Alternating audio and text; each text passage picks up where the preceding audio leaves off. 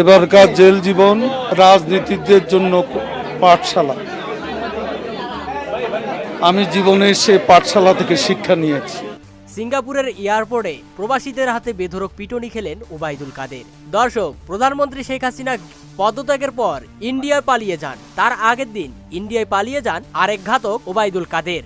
এরপর ইন্ডিয়া থেকে তাদের তাড়িয়ে দেওয়া হলে সিঙ্গাপুরে রওনা দেন ওবায়দুল কাদের। সেখানে এয়ারপোর্টে কাদেরকে দেখা মাত্রই প্রবাসীরা বেধড়ক পিটুনি দিয়ে চ্যাংদোলা করে নিয়ে যায়। তো দর্শক, সিঙ্গাপুরে ওবায়দুল কাদেরকে প্রবাসীদের এমন গণপিটুনি দেখে আপনাদের কেমন লেগেছে তা অবশ্যই জানাবেন কমেন্ট করে।